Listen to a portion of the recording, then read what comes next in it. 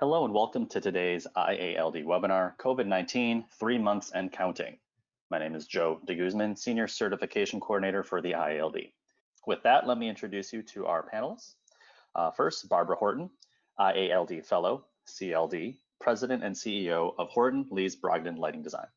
And David Ghatan, Professional IALD Member, CLD, LC, MIES, and President of CM Kling Associates Inc. Barbara and David, take it away. Thank you. Thank you, Joe. So as Joe mentioned, any comments or questions as we go, please use the chat box. We've intentionally left time at the end to circle back to them. We know everyone out there has been suffering through this on their own and coming up with solutions, and we want to use this as a platform to share. So 3 months ago, I think Barbara and I were the guinea pigs in some ways for IALD starting its seminars and webinars, and we put together a panel of this what were we at, what we're reacting to, and this is what we showed. This is what we knew 3 months ago at kind of the start of this about planning, communicating, managing, checking in, resources that were out there, and Barbara and I were shooting notes back and forth and said, we're 3 months in and a lot has changed. So let's maybe it's a good opportunity to share back out to the group what our firms are thinking about. So we're 3 months in and we ask these real questions. What do we wish we knew then? What do we know now? And what are we doing? So the big, what do we wish we knew then? The hindsight topic.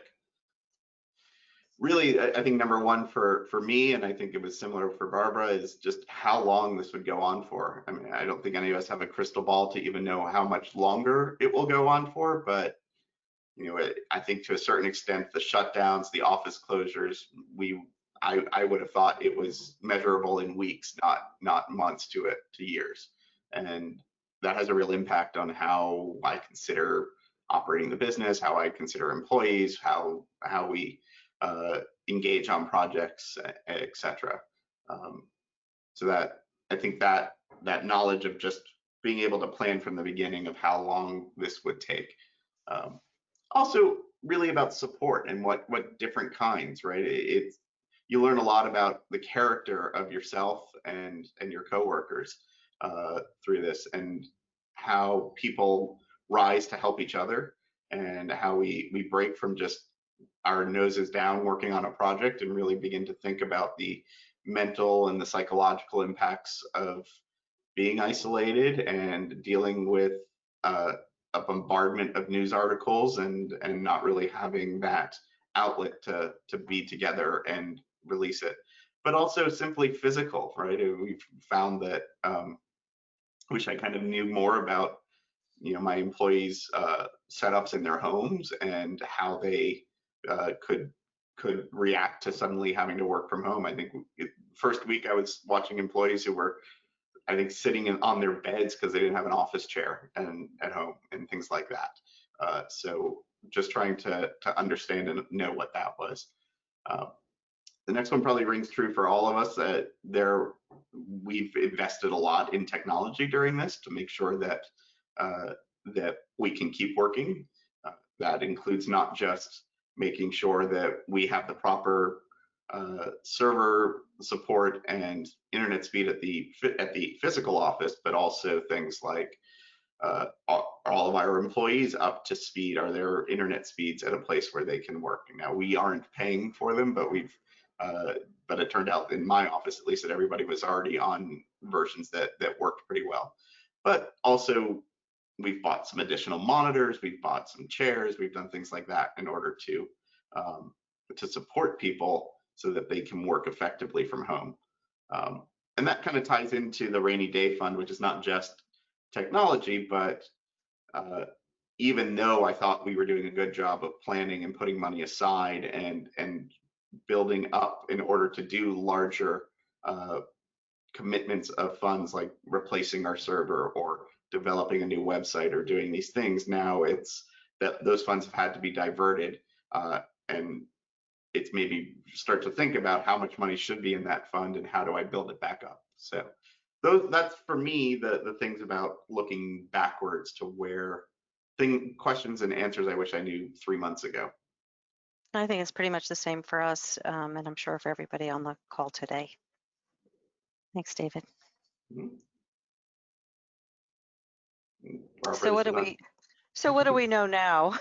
I don't know that we're any further ahead, but I think the reality is we're in this for a long time, and we're just going to have to adapt and be flexible. I kept using the word resilient because lots of things are changing in the moment. So even while we're trying to plan, there's new situations arising. I think what was most sort of what David was saying earlier, what was most challenging was that not everybody's work from home situation was the same, and it was a lot of balancing act and making sure people could be comfortable, and I think it's the same going forward. So some of us went and raided got our chairs and got our screens or bought new equipment, but everyone's situation is changing constantly. Some schools are opening, some daycare is opening, things like that. I think we have to continue, offering good support to our staff and to ourselves, some virtually and maybe some even in person. So you see, I'm back in the office 3 weeks now since Miami was kind of lifted, and even with a little bit of resurgence, we decided to give it a shot. So we're doing 3 days a week. But I think it's really important. Our HR team is still giving us good support on health and wellness webinars, and we're doing a lot of check-ins regularly with everybody to kind of, as we start thinking about that soft opening, how is everyone feeling? How are they going to manage it? What are we going to be doing going forward for accommodating everybody's different needs in different cities and different, situations?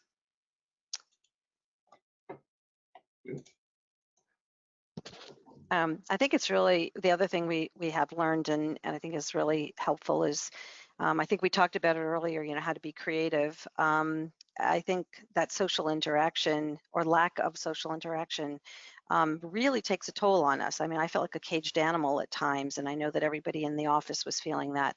A lot of our team members, shared things that they were doing, like a cooking online class with a chef from New Mexico, or getting subscriptions to masterclass, playing games together, things like that. So we found new ways of doing it, and I think that was really fun and helpful. We also did some things in-house. We started a presentation course. So we thought, well, we'll take some opportunity for some of our folks, and it was open to our admin people or anyone who wants to public speak. So a couple of the principals put a curriculum together. We had the homework assignments. People had to do some videos. We critiqued them together. It just made it a much more, it was a learning opportunity, but it was also a way for us all to engage. So I thought that was great. Lots of webinars. I think I'm webinared out at this point. If it seems like every 20 minutes I've got another request to watch somebody, and I apologize that we're doing one for you guys. But it is a good way to exchange information and ideas and learn from them. Yeah, I think we've been pretty similar on this. We set up a system of 3 all office calls every week, and it's basically Monday, Wednesday, Friday. Monday is our normal office meeting, and we do specific things that are project related or learning from each other. Like we have some Revit training and things like that. Wednesday had been for most of the time just kind of a goof off half hour, kick off the middle of the week, and kind of get back in touch with each other. Just seeing everybody's face and goofing off. We've actually transitioned that more to have use that time for conversations about where we see market trends going, where people think we should be putting our efforts into it from a marketing perspective, or from what types of projects or what types of things really interest us, to also things like what is the role of various technology in the current climate, like UV lighting that none of us are experts on and we don't pretend to be, but how much do we want to learn about and have that forum within the office to talk. And then our Friday has always been a social hour. So we use the end of the day, and we've done things where different people have presented. We've done office trivia where we all submitted things and one person compiled, and we learned a lot about each other. So I think that's been kind of the most exciting thing for me about it, is really learning about my coworkers in a way that I don't even get to do when we're together. Yeah, getting inside and seeing their homes, that's been fun. Yeah. And then just on that score about marketing, if you want to go to the next slide deck, I think we, David, that David and I like to do marketing and, in various ways, and we're comfortable with it. So we just, slid right into the whole virtual opportunities and started to do some meet and greets with clients, some clients that we didn't know before, doing various presentations.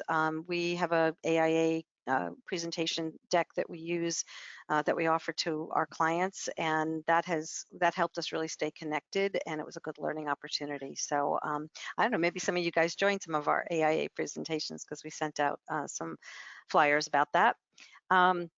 We also did a lot of reflection about market sectors. I mean, that we had talked about that 3 months ago as, maybe this is an opportunity. So I took my own advice, and we are starting to look at, where do we think the future is going to be, and some of those markets that will be stronger, and, where we see stuff is still straggling.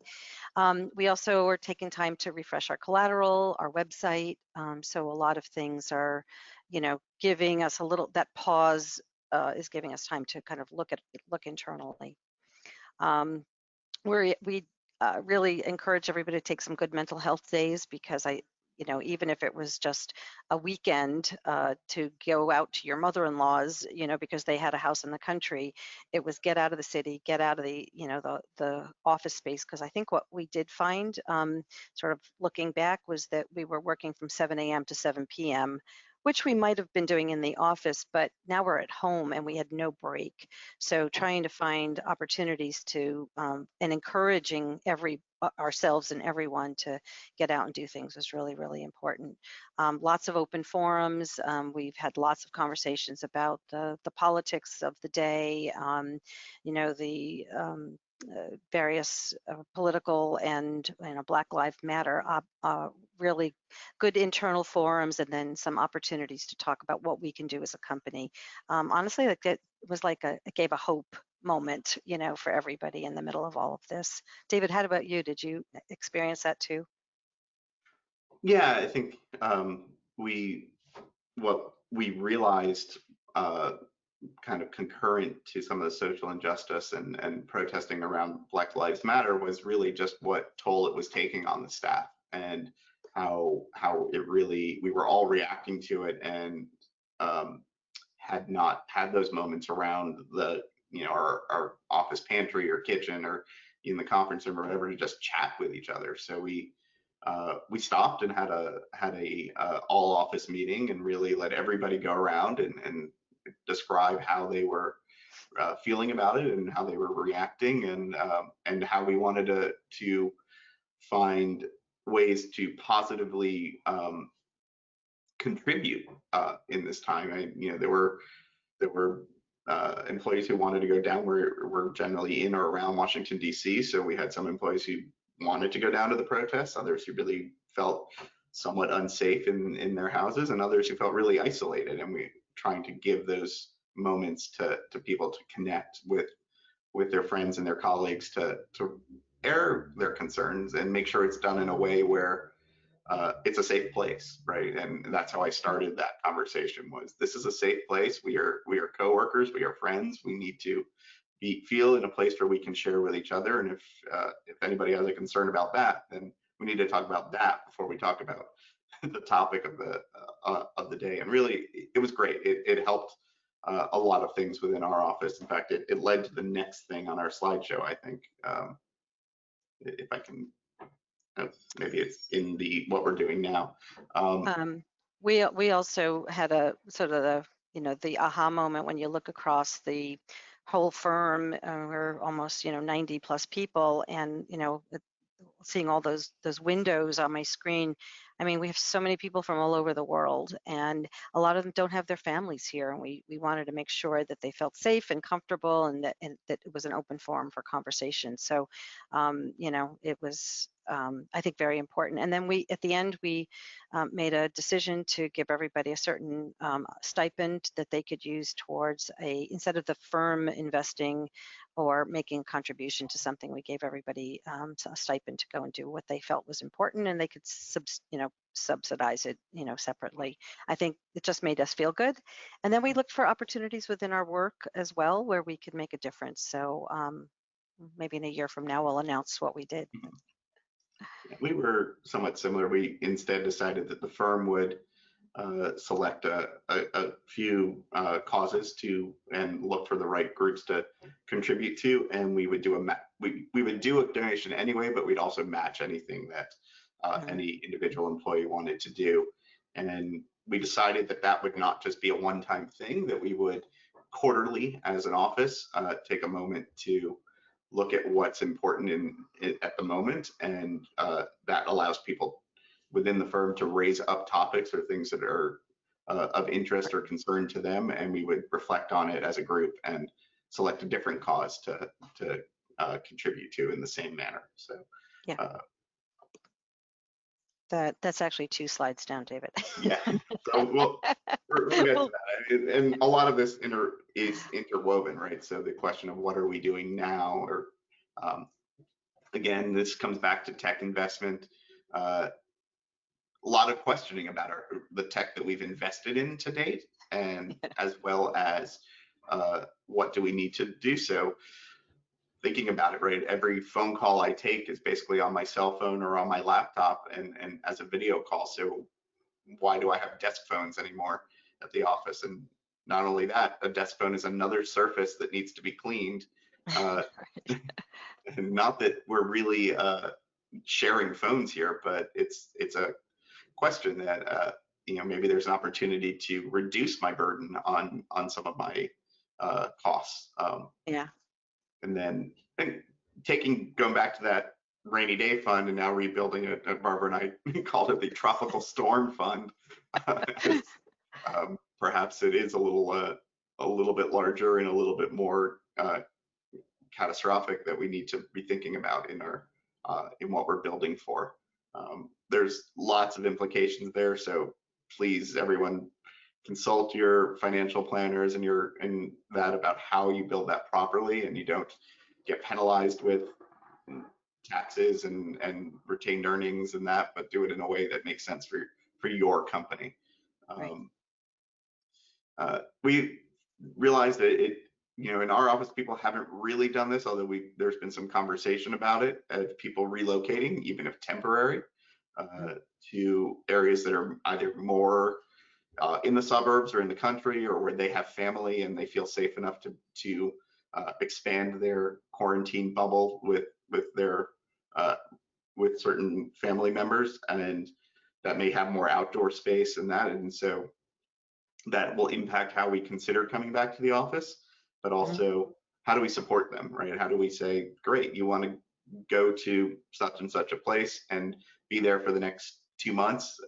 Let's find a way to support it, because at the end of the day, the same work is being done, and as long as they're able to maintain that internet access and that ability to access our server and access our files, then they're really we should encourage things like that for people to feel comfortable. I would say the biggest thing that we learned is that we don't have to look over people's shoulders, you know, like when you're physically in the office, well, let me check on somebody, or, you know, are they working? And it's all gone. And the fact that people have, in our office, a lot of them, you know, sheltered in place in outside of their, you know, New York City or other locations, because they, you know, they were concerned, and also a lot of times alone, and they wanted to be with, you know, a support team. So the fact that we've got people probably in, you know, 20 other places that including new hires, that, you know, we would normally want to bring them back to that central location or the physical office. I really, it just, made us feel really, we trust our team. You know, we know that they're doing the right thing, they're communicating, they're productive, they're happy. You know, that's what was most important. So all policies, all everything kind of just paused until we figure out what the next step is. Yeah, agreed. I think it's that comment about not looking over people's shoulders, it's expanded the comfort level as a business owner, and probably that trust leash that I have, especially with some of the more junior designers for working remote. Our policy used to be that you had to be at a certain level, you had to be at an associate level to take advantage of work from home opportunities, and really now it's everyone. So Yeah. it will rethink our entire policy, but we've found that people are responsible and they're doing Yeah. their work. So Yeah. and maybe then, working harder too. yeah, I mean, they're at least working the same number of hours, I found. Yeah, right. And then job sites, right? And I think 3 months ago, we were all in a place where we felt comfortable pausing most things. 3 months later, having to go to job sites has certainly picked up. You know, I think it's at least once a week now that I've been going to one. Some other members of the staff, even with trying to do things virtually as best we can. So first thing I do whenever I'm asked to go to a site is I ask for the contractor to send me their mitigation plan, and I want a physical copy of it. I want to know what they're doing and how effective it is. And Barbara's office and my office are on separate parts of a large project with, I think, 150-page mitigation plan that we've had to both read and understand. And in that particular case, they were asking for us to sign on to their plan, and we chose to write our own version that they accepted. But understanding it, knowing what you need to invest in. So, you know, on top of the normal PPE of hard hats and vests that we own, we now have gloves and visors and hand sanitizer for our own people to have with them, and things like that. But honestly, a lot of it is about, even if you do all of that, you never know, right? You could be standing 6 feet away from a contractor who that day got infected, and so Yeah. you've got to be safe and feel safe. Make sure that you're comfortable as an individual, that you're supporting your team so that they feel comfortable. If not, then take a hard stance and say, get out, or we can do it another way. And certainly we've done that for a lot of our out of town projects. We've been doing virtual work, so we've done scene settings and aiming through FaceTime. It's not perfect, but it gets us to something, and we have to put a lot of trust in a contractor on the other end who feel similarly that they want to see success in the project. I would just like to add, David, that's also for going to meetings. We have a couple of projects that are just starting, and the clients are like, we'd like you to come to the meeting, look at the model, that kind of stuff. And it is easier, there's no question. The first question we had is, are you set up for, social distancing? And they said yes. So we were in a conference room, everybody had, every other seat was filled. It was pretty good. So I would just say it's not just associated with the job site visits, but all of our interactions. And also, maybe on the other flip side, it's not just our staff, but sometimes the staff's family is saying, hey, I don't want you getting on that plane, or I don't want you going somewhere. I think everyone just has to take it, one step at a time, and be respectful of our staff and their families' concerns as well. Yeah, we've certainly expanded beyond just the individuals who work for us to the individuals and their families, and their extended families of people they interact with. Yeah, and if there is somebody who is being pressured, we'll back them up and say, sorry, our policy is they can't come unless you do this, this, or this. So that's my advice, is make sure that you can protect your team. So I guess we talked about those social issues already. I had a community service thing. One of our actually a few of our team members in Denver, when it was safe, went to help in downtown Denver after some of the protests, and they just talked about how how good it felt that they were out and they were contributing. I think that made people feel good. It's not for every city and it's not for every person. You know, we're all different, but I was very proud that some of our team members went and did that. And we've already talked about some financial contributions. So I think that's if you can do it, it's just makes you feel good. Yeah. And on top of financial, it is also about making sure that your team and yourself understand that taking the time to do that is important. So giving people the time to go do something that's important to them, that gives them connection, while not penalizing them, not making it part of their vacation time or their PTO. Yeah, good point. Want to talk about that one, David? Yeah, I can start here. Yeah, this is starting to think about what does our office look like? How do we begin to think about coming back? Barbara's already back in her office, at least part of the time. So kind of before coming in, there's a great opportunity here to not just set up a cleaning and sanitizing policy and plan, but also use some time here to really go through it, right? I mean, do you need all that paper? Do you need all these things? This is kind of like late spring cleaning in some ways, but if we can lighten the load of things that get touched or have the ability to get touched in the office, that helps for a safer environment and makes us a little more lean. We created some reminders, branded, of course, you know, throughout the office, so that's good to think about too. And similarly, it's, you know, we've looked at what samples do we have. We had done this at the beginning of the year, but I kind of looked back at what samples do we have? Do we want these here? Because I'd almost rather, when nobody's coming in, ask the reps to come pick them up than have the reps coming in and out more often once we start coming back. So trying to set up that policy in our physical space in our office. We happen to have a space on the ground floor where we can isolate anyone who's not part of our team coming in. And so if a rep needs to come in, we can put them on the ground floor. Somebody can go down there with a mask and, if needed, gloves, and make sure that they're able to get the sample or whatever we needed, and kind of quarantine it there if we need to. We have that advantage, but starting to think about in your space, how do you set something like that up? Do you make a conference room or an entry foyer or something, kind of your little clean zone for that? We did a drop off at the entrance. So there's a table set up, there's hand sanitizer. So whether it's mail, you know, packages or samples, I think that makes a lot of sense to isolate it. And while we haven't implemented it here, we have set up at our back door a station with hand sanitizer. There's gloves for anyone who wants them. We also have a thermometer, a contactless thermometer there. We have not determined that we're going to have a policy for everyone having to take their temperature coming in, but we're letting it be voluntary so that if anybody feels like they want to, or there's a concern, there's an opportunity to do that. And just getting all of that stuff there, right? So we moved one of our file cabinets down there. We put it on a cleanable surface. We bought all the little alcohol swabs that you can wipe off the thermometer in case you do touch it, things like that, that are just infrastructure that you need to invest in.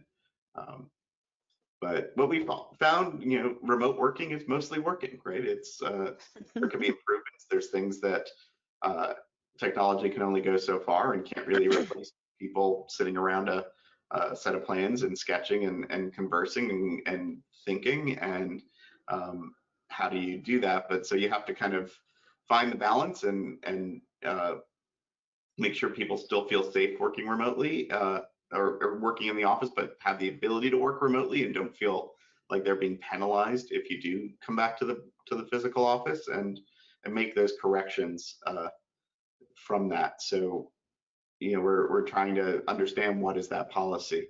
And, you know, we're in a place where I'm a building owner.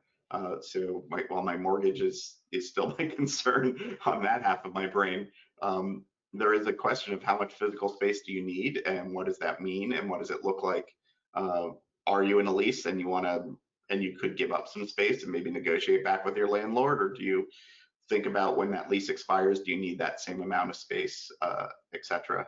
Barbara, I know you guys have 8 or 9 leases at this point, right? 7. 7. Keeps Yeah, adding up. and you know, like we have one office that was right about to move, and so we had actually 2 spaces for a while with nobody in them. The new space will be done, I hope, by the end of the year. The other space we vacated and we put all our stuff in storage. So, you know, but you know, I think if you know, to go back to what we knew then, we might have taken less space in the new lease because we would have the opportunity to have more people work from home, you know, comfortably and easily and effectively. So we're definitely looking at that for the next few years. So you want to start on this? Yeah, so lots of adjustments have to be made. Obviously, different schedules. We're looking at kind of the soft opening approach, and again, you know, we have this unusual situation where we've got people from the East Coast, West Coast, middle of the country, the South. All the situations are different, so we're just trying to go slowly. I think Boston's been released for people to go back to the office. So we're just doing a couple of people go in, those that can, that don't have to go on public transportation. Looking at that AB opportunity, you know, 50% of the team or certain teams come in certain days. I think that's, if you're, you know, a larger enough, if you're more than 5 people, you definitely should be looking at that. Some physical layout changes. I mean, we are now thinking one of our offices just has to change the furniture because we just don't have the physical barriers between it. So thankfully we had some budget for that. But there's also other things like, you know, some plastic barriers, things like that. I know that's getting hard to find now. So if you are planning to go back to the office, look for those kinds of devices. I saw something in the New York Times today in Japan where they literally had like cardboard wrapped around the desks or something. And I thought, well, that was, you know, a corrugated cardboard. That was kind of a cool idea. The big issue is, you know, the common spaces. So a lot of our concerns were, I'm in Miami, we're in a shared office with an architect and an engineer. So, you know, we had to now not just worry about our own staff, but how do they interact with the other team members? And so we, you know, jointly came up with some really good changes about the common areas, the kitchen, the pantry, the conference rooms, stuff like that. Even using your copier. I mean, it's just a lot. It's just, you don't never have to think about those things before, and now you do. So there's literally, you know, spray bottles and cleaner, you know, everywhere. Masks, you know, everybody's different about it. I've turned my entire attire into a mask, which I can now put over my face with little ear things. So it's now my scarf as well. And we did get some branded ones for our office and our guests. So hopefully they'll be coming in shortly. I think the big thing for anybody in big cities with vertical transportation, elevators are the big concern. I know that we're, you know, talking to some of our landlords about maybe dedicated elevator time or dedicated elevators, you know, for our team at certain in certain offices. And the other big thing is, of course, commuting. I think certainly New York City, and, you know, any San Francisco, Boston, we all have some issues with or worry about getting on a subway that's crowded or bus. So again, it goes back to that flexibility and, you know, being resilient and giving people, you know, whatever safety net they need to make sure that they can work and still be productive and grow in their role in the company. We are fortunate in a few of our offices to have some outdoor space like David. David and I were talking the other night and I was like, well, you have that parking a lot right next door. Why don't you just set up a table and chairs out? And he's like, great idea. We have the same thing in Miami. In fact, we have a paseo. So our, you know, clients or reps can actually go outside and land outside. They don't even have to come into the space. So if you have that, it's great for the staff too. We've been doing lunches, our social distancing, but still being outside. So I advocate for whether you have a current opportunity or if you are looking for new space, think about an exterior space. Yeah, and one thing about, you know, we're looking into a policy here of that AB, so having 2 different teams. A team would be in Monday to Thursday. The whole office would be closed Friday, or nobody physically in the office, and through the weekend. So cleaning comes in over the weekend, and then the other team would come in the following week, and we'd alternate that way. So the teams get to interact with each other and work on projects together, but you're able to do it with fewer physical people. The thing to remember is you can't be there all the time as the principal. So you may be responsible for both teams in some oversight level. You need to make sure that you're not there for all of those 2 weeks, that you're giving yourself the time as well, and treat yourself as one of those people that is alternating. So yeah, and I think from an HR perspective, everyone has to share if they feel uncomfortable, or someone's chosen not to wear their masks, or whatever the situation, or go outside of those guidelines that you have set as a team. I think people have to feel without any repercussion that they can call somebody out. I know one of the fixture manufacturers shared with us that when people went outside of the guidelines, the staff themselves said you have to go home because you're not adhering to the guidelines. So we don't have to police it. I think people should be encouraging their staff, their team members, to participate in a safe way. We don't need any more management issues. So some of the new norms. So I will tell you, and I think David can share this, with a soft start for the Miami office back in physical space. A lot of new stresses. So I'm just going to be really candid with you. For we're habit people, right, as in nature. So for 3 or 4 months now, I've slept a little later. I've actually gone swimming every morning. That's my exercise. I just found that I had a whole new routine. And then when we all decided to come back to the office, I had to relearn the routine again. So now I'm up a little bit earlier. Guess what? I haven't gotten to the gym. Bad habit, right? I liked that habit.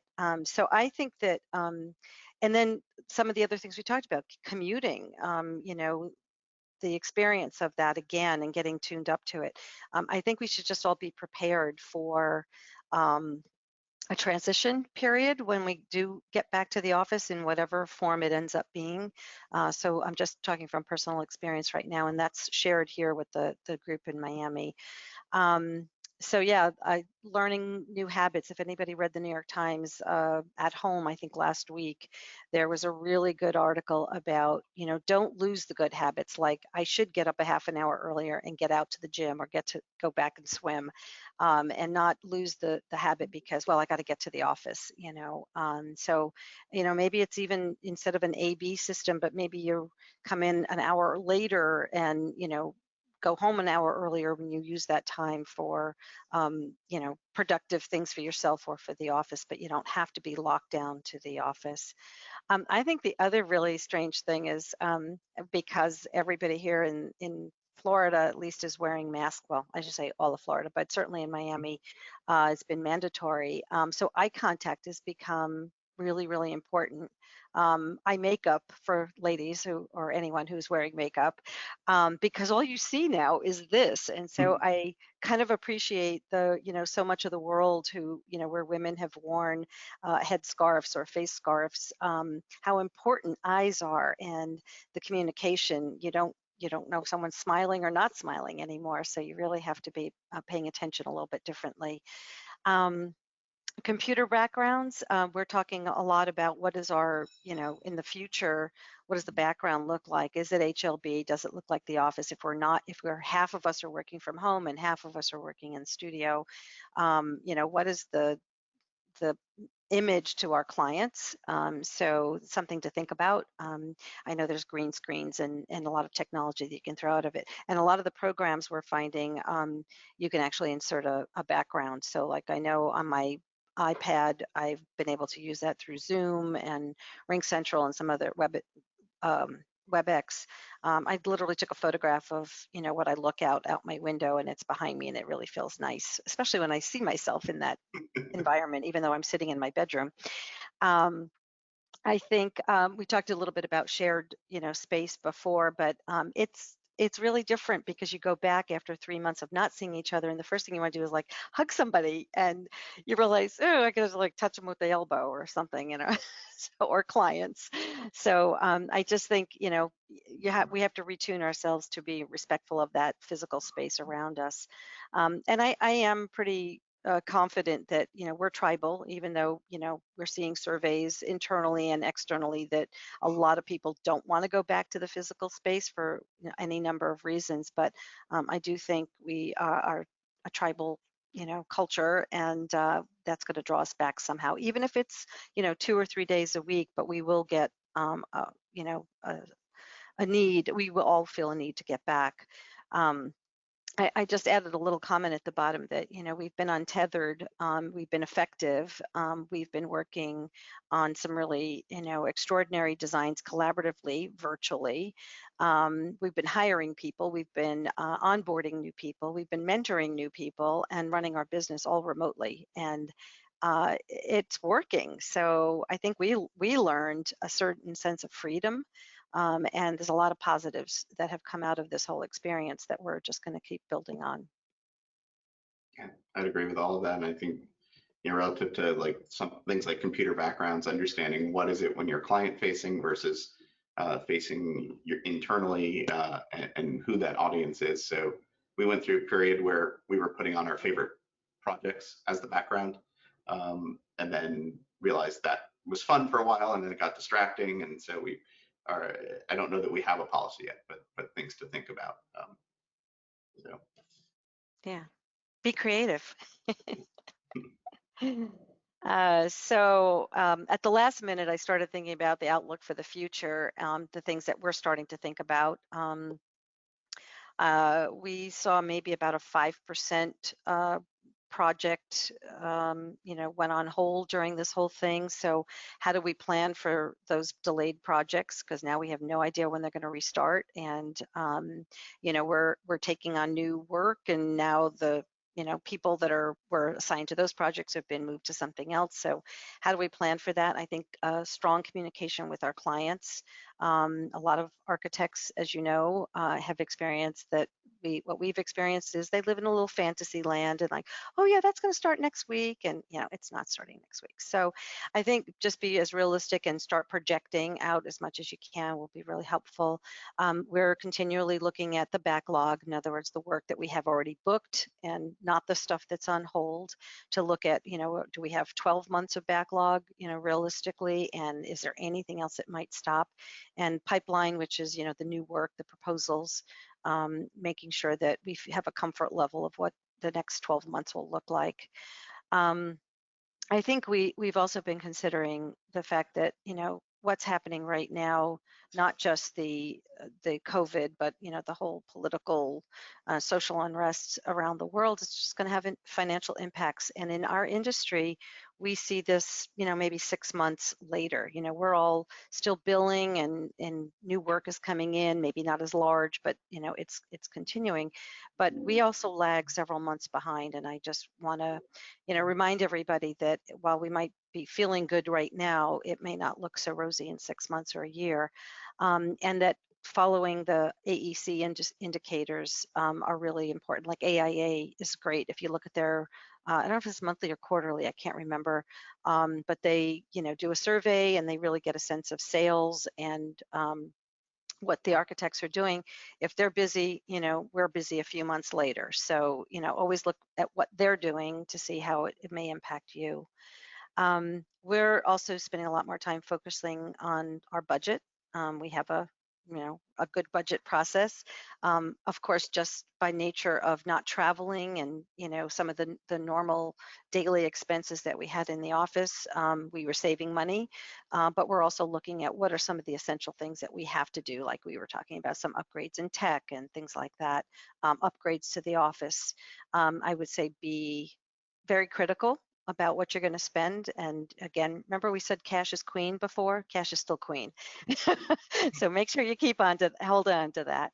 And what we all want to try and do is preserve livelihoods. We work so hard to train, to get the best and brightest in our firms, to retain those people, to keep mentoring and keep growing them.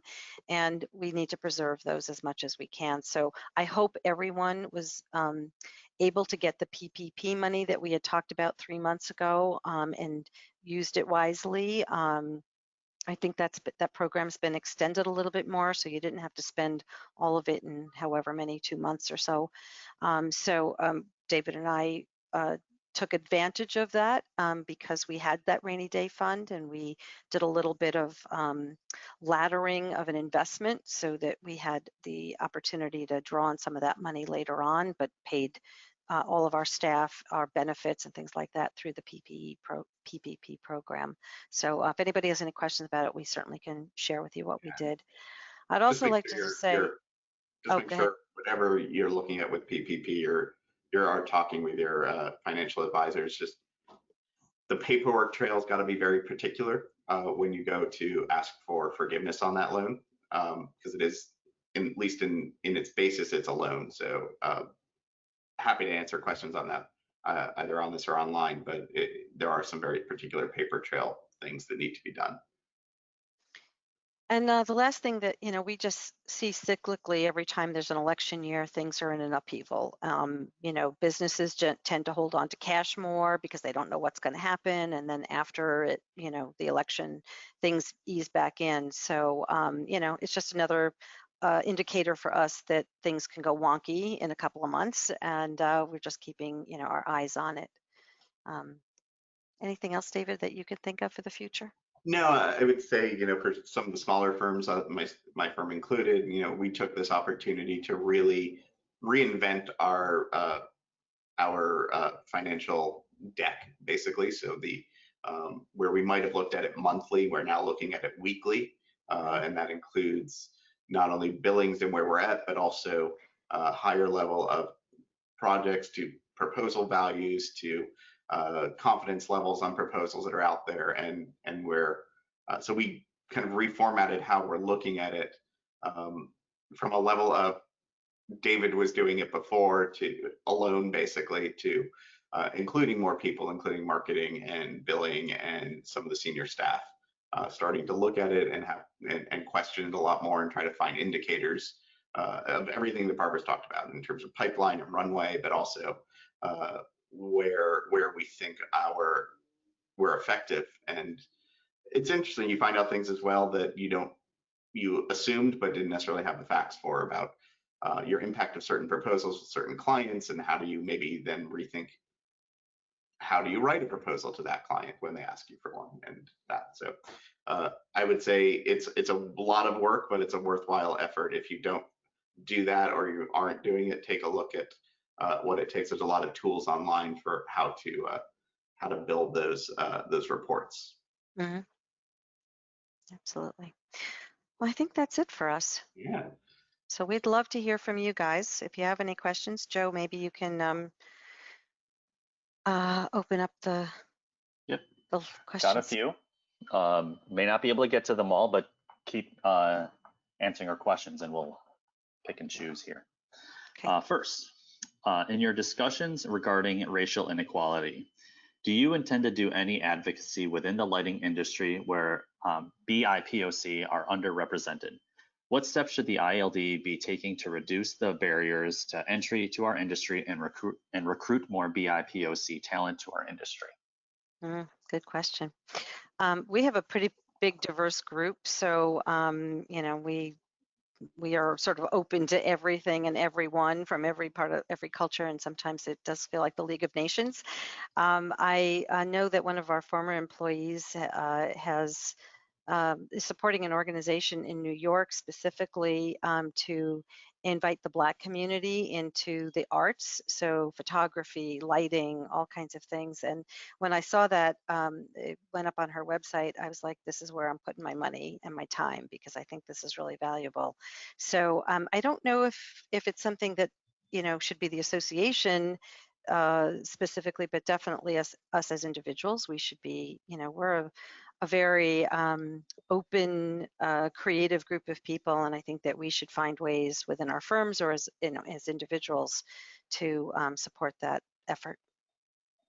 I would agree. I think there's kind of two levels. There's the things you probably should have been doing anyway and are kind of easy to do, to focus things like, so for instance, in hiring, when we are looking at recruitment, I realized Howard University, a historically Black college here in DC, has an architecture and a theater department locally, and I don't personally know anybody who's a professor over there, but making sure that if we weren't doing it before, we're doing it now when we are looking at recruitment and we're doing reach out, that they're on our list and on our mind, and trying to put some weight behind that. From an organizational level, I think it's a tricky balance in terms of what is IALD's responsibility, or really what change it can affect. And I think personally, my opinion of that is to be a participant in the broader design industry conversation, because I think it's not just isolated to lighting. There is a historic lack of enthusiasm or lack of candidates that needs to be resolved, and understand what are the underlying issues limiting that those candidates or people from considering architecture, landscape architecture, engineering, lighting design, etc., as a career path, and how do we put our weight behind those solutions. One thing I was thinking about, the AIA does have an outreach program that I've read about that may also be something that we can, since we're, sort of informal partners with some of those folks through the IALD, that may be another outreach opportunity for us as well. And putting on my board hat for a second, I know this topic is in discussion and has come up within the IALD board of directors and the executive committee, and understanding what actions can be taken. And I think there'll be some more information on that coming out. Yep. Thanks, David. Thank you. Next question. I'm going to combine two questions here because they kind of go hand in hand. Have either of you hired interns or any new employees during this time? Any thoughts on onboarding or helping junior designers without being there to, quote, look over their shoulders? And then the second part is, what platform or platforms are you using to communicate with staff and clients? We'll start with Barbara and then go to David. I think we have 5 interns. I can't remember where they're all from, but they've been integrated just like everybody else working remotely. So, we have a good onboarding program. They get a mentor, a peer partner. We just hired a new person here in the Miami office. So we're, again, because our team is, disparate anyway, we have, HR in New York, we have accounting in Texas, Florida, New York, IT all over the place. So we just really set up a good program for every day. They get, a little bit of that orientation. So the first week, I think we're doing for the interns, I can't remember for sure, but we're involving them in some of our client meetings, which they might not have ever had before because, we go off to a meeting. Now we can afford to get them on video. So I think they're actually, well, they're not getting the hands-on experience. And those that are near an office can actually go into the office when we reopen, and if they're still off from school. I think we're also looking some other university opportunities where people might be doing part-time, like throughout the year. So we're exploring lots of new ways to integrate interns, certainly, and also new people. Yeah, so we also have interns and some a new hire starting actually next Monday. So we'll be going through the onboarding experience shortly. In terms of interns, it was actually lucky. We had one who we had prior to COVID starting, who was a during the school year intern who remained on as an intern, but very different circumstance now. And then another one who already had some familiarity with us. The big difference there is where normally they would be in our physical office on our computers with our management of their software licenses, and that now mostly they're on their own machines, but we're giving them license logins, and it's a lot of learning curve and trust again that we have to be prepared for to dole those out in a different way and make sure that they are able to have a machine that's capable of what we need from them. From a new hire perspective, we basically assign new hires to one of the teams here, and the project manager of that team or the team leader is kind of their point of contact for most of their onboarding, at least in terms of process and skills and that. But then we have it's almost like university, right? We have different classes that we set up for different times, where it's an HR class and a presentations class and a Revit and BIM standards and things like that, so that they can come on pretty quick. We'll see how successful that is remote starting next week. In terms of software and tools we use, we're pretty committed internally to Slack. That's what we use as a kind of our instant messenger communication platform. It's been really good for us and robust for sending things. For instance, with interns, we have taken a different process than we normally would. So any employee, their VPN connection into our server allows them access into kind of all files and that, but the interns who are now not on our corporate machines that we can kind of manage and make sure are up to speed in terms of virus protection and all of that, we've been limiting that and setting up a kind of Dropbox folder where they're getting files back and forth and communicating back and forth with whoever the team leader is. I don't know that it's ideal, but it's allowed it to move forward. I think everything else is just Zoom and GoToMeeting and Teams and email and every other digital communication platform out there. Yeah, and I think just on top of that, we just talking to everybody every day. We just hired this new person. She started Monday, and I wasn't in the office on Monday, but we were all on our team meeting, and we just made sure that every day somebody's communicating with her so that she's got the onboarding, but also just to feel like a part of the team.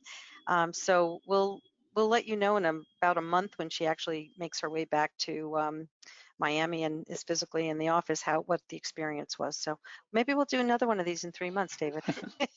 Oh boy, you guys.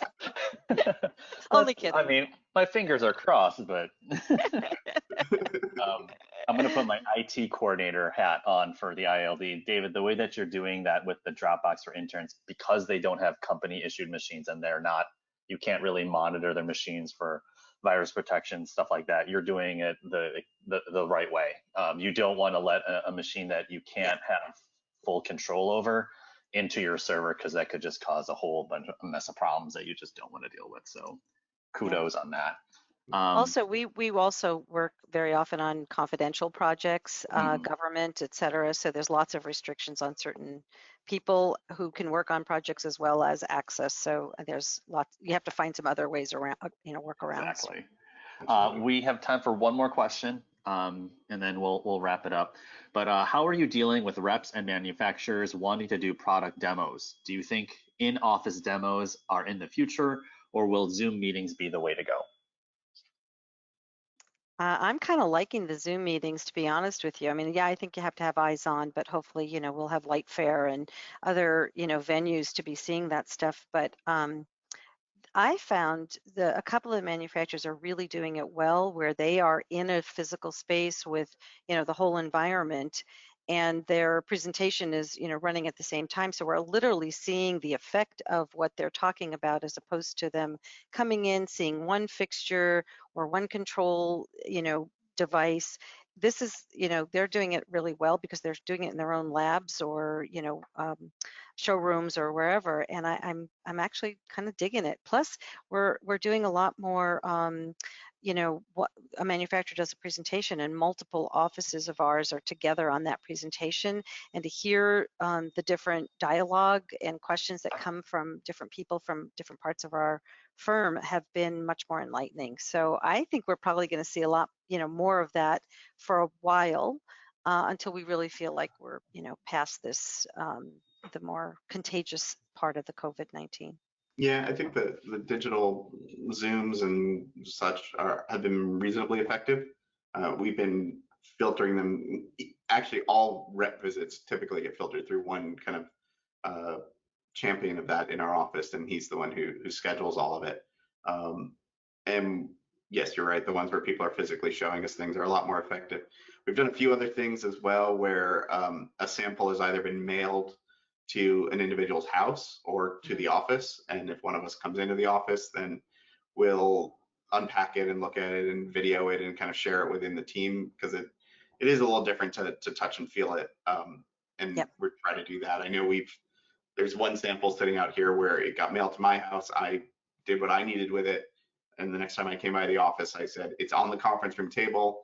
I've already wiped it down. It's there. Whoever comes, somebody came by 3 or 4 days later, and while they were here, they looked at it, and I think we're going to see more of that. And like I said earlier, our plan, even as we reopen, is to isolate all of our reps in a separate space.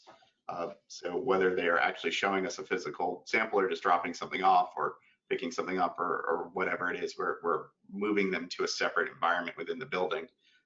So I don't know that we'll have a whole lot of 10 people around a conference room table looking at a presentation for a long time.